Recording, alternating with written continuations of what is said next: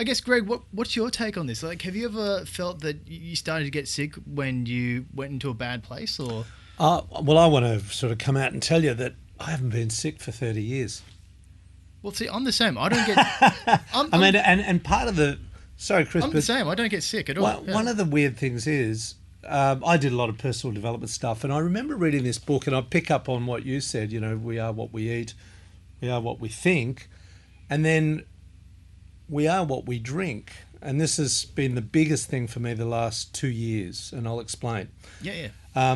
But going back, I didn't get sick, and part of it was the mind thing. I actually read a book by John Keogh called The Mind Power. And I always remember in the first chapter, he talked about our mind as a vegetable garden, and that as we're just waking up of a morning, that in our mind, we should see our mind as a vegetable garden. And if there's weeds in there, there's negative thoughts, we should pull out those weeds or allow the flowers to grow so that you're actually mentally happy, you know, that you're actually feeling good about yourself and who you are and your place in the world. So I tried that for 3 weeks, because he said try it for that 21 days. And I tried it. And to be honest, my kids would be testament to that. They kept saying, Dad, why don't you ever get sick? I don't even get the flu. They're like, damn, Dad, you're so healthy. Okay. I just want to see him in bed sniffling at least once. But the drink part, I do want to explain. I have a brother who passed away 2 years ago. Now, he was 2 years older than me, and he used to drink a lot. Now, when I say drink a lot, he didn't think this was abnormal, that he could have 7 beers a night. That is a lot. No, he didn't see that as abnormal. He worked in the mines, and that was just an average night drinking with the boys. He wasn't married, didn't have a family. He'd be pretty used to this as well, Well, wouldn't he'd been doing it for 20, 30 years. Yeah. He was always eating fried food. He was always eating this. So it wasn't a surprise when we got the call that he got bowel cancer.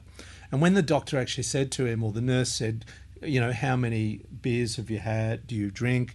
He said, oh, look, I don't have many. And she said, well, how many? And he goes, 7. She went, a week? 7. A week? Yeah, 7 a night. So in a way, he was an alcoholic without even realising it, you know, and he was on the job. And that's part of a culture. Now, I used to drink, and all of a sudden, he dropped that moment. I was there in the room when the nurse asked him, and because even I was a bit shocked, and he looked at me. She said, almost like, well, there you are. Now you have bowel cancer. You know, which, by the way, went into his liver. He ended up with liver cancer. And it shocked me a bit, because I thought, you know what? My lifestyle was pretty bad too. You know, I used to enjoy a bourbon, I enjoy a beer, and I thought, I'm going to do a little experiment. And so I just stopped drinking. And I'd also seen a movie, it was called Hungry for Change, and the whole Food Matters sort of movies. I started watching those, and they were talking about drinking different types of things, which was healthy juicing and so on, you know, and Joe Cross, you know, with the fat and sick and nearly dead movies. I started watching those, and I started creating, you know, I bought a NutriBullet, and I created a juice every morning. Because I am a ninja. Yeah. And I realised that, you know, now 2 years in, no alcohol, juice every day, and if my choice is always a juice, if I'm out, it's got to be a freshly made, freshly squeezed, and I feel great. And I don't need alcohol. And it's bizarre. You know, I realised that it was a lifestyle choice. It was something I don't begrudge people doing it, because it's part of our entire culture. But man, you feel so good. You feel great the next day. You know really what, do. Greg? Even if somebody sneezed on your face, you wouldn't catch a cold. Correct, and that's the point, isn't it? So Let's test what this. you. We'll get our camera guy. you are what you eat, are what you think, you are what you drink. Well, that was the little thing for me, and it has worked. And I also lost, over that period of time, 20 kilos. Wow. And I went down. I've seen the photos on Facebook. Yeah, I mean, and it just naturally You're still a very fell attractive off. man. Thank you, darling. Yeah, so I guess the natural health, like, back was a big thing. There were some other changes there too, but we'll talk about that later. Yeah. Well, if you look into the history of medicine, and you can see where everything came from, there was two distinct groups. There was the natural guys, who obviously were more Eastern, natural therapies derived by nature. And then there were the evasive sort of group of doctors who felt that they needed to put leeches on you, suck something out of you, or cut it out in order for it to be to be healed. So there's these two facets of thoughts that were battling each other back in the day. The drugs weren't such a big thing. It was more like natural remedies for both still. But I find it fascinating that in modern culture, for I guess the Western modern culture, how the more evasive medicine sort of took over and went so mainstream that it just, I guess, took over the world with how much money was devoted to it, rather than the natural medicines, which are just as respected. They work just as well, but they were pushed to the side and started to get demonized. There's not as much money in it if people get better. Yeah, the money is the key word. Yeah. Right? The medical education. Who funds medical education? Right. So where is the money? Well, how can we earn money? So the money is the key thing about what kind of medicine, what kind of treatment is going to people. Yeah, because I found out really the biggest sellers these days are the stuff like the psychoactive drugs, which are of your Spiridols, your Prozacs, and they're the $1 billion market. I saw a guy on television who was exposing. He was a whistleblower.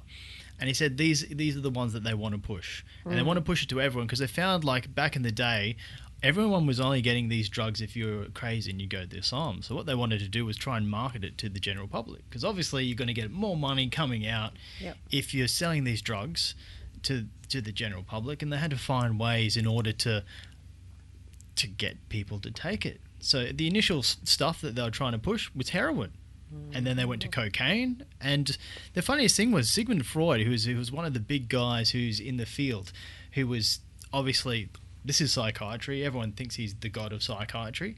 But he was pushing like cocaine as a remedy. And the thing was, I heard, this is speculation, I don't know if there's any recorded documents saying that they were paying him to help promote that drug through his works as well, which I wouldn't be surprised if that was the case. Well, they've brought in sorry. You go. They've brought in England that if a single mum, a single parent, has 2 children on Ritalin, her third will make her a carer. So that means she doesn't have to work. She's a carer. And she'll get subsidised by the government. And it's all free. All the drugs are now free. So if you've got 2 kids, it's in your interest to have a third one, isn't it? Because now you get a carer's pension for as long as the kids are at home, and you get free drugs.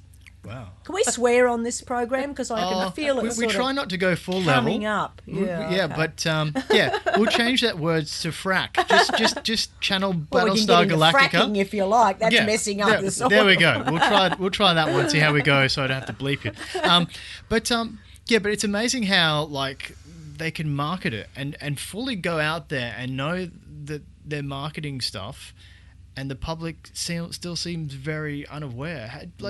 Greg, how does the public not be aware of their internal workings when it's something that affects them on such a big level? Well, let's just go to Sigmund Freud, because his nephew was a gentleman called Edward Bernays. And Edward Bernays was in America. He'd learnt a lot from his uncle, Sigmund Freud, who was really exploring the mind and, the workings of the mind to really bring forward psychology into the West.